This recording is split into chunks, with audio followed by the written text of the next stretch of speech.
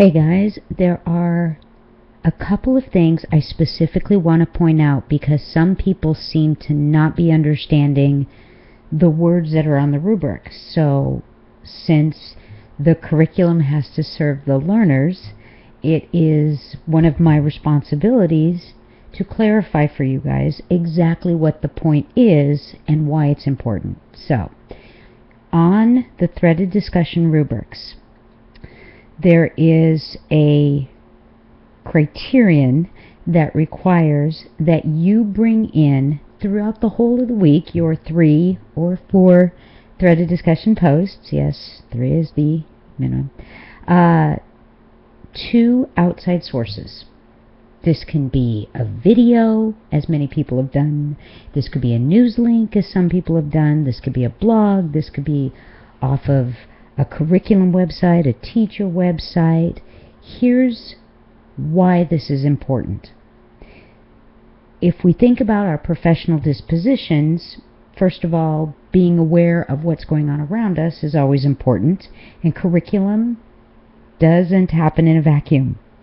I mean, look what we're going through right now with the change with the Common Core standards and new materials and new technology services coming up all the time to suddenly try and support us in our work as opposed to take over our work, which has been what we've been dealing with. It's a whole new world. So another thing is, think about the 2 PLOs that we went over in our live meeting. What is this course supposed to be the place where you authentically demonstrate mastery of? Curriculum design and ethics. And ethics was specifically tied to curricular decisions to serve all learners. So if we're looking at both curriculum design and ethical considerations, and then you also connect that to the big idea for this course, which we went over, meaningful, transferable for all learners to the affective, the behavioral, and the cognitive. In the threaded discussions, being able to bring in real-world sources of information, stories that vex you, confuse you, things politicians are saying about whatever you want, but something that you feel is worthy of bringing into the individual topics, helps us build transferability of all that we are learning and doing and studying and synthesizing and creating perspectives of and applying, all of that to the outside world. It helps us build connections. We're getting a better sense of the language. We're getting a better sense of the issues. We cannot just live in an insular educational vacuum. And I'm not going to go into ivory tower because, I mean, that's a whole nother kettle of fish. But transferability and finding meaning, being able to bring in 2 outside resources, and I'd say half the class has really rocked this. Bringing in some videos, there was the Ken Robinson video, bringing in outside resources like from the ASCD website. Amy in particular posted something that was from Edutopia about crafting great EQs, which was amazing. I bookmarked that. The more we do that, it not only helps us clarify that there are connections to the outside world, but it helps all of us, again, build that communal nomenclature. We, as a group who are all working together and studying, we are also building a broader base of being able to transfer all this out into the real world. Okay?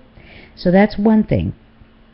2 outside sources. Now, they could be things that you go, I saw this in the news, and this has me flabbergasted. What do you guys think? Do you really think there's a connection here between assessment and this issue? I mean, it doesn't have to be something that you're like, yes, this is amazing. It could be something that truly piques your curiosity. Because, and here's the other thing, please come at all our discussions from a place of inquiry.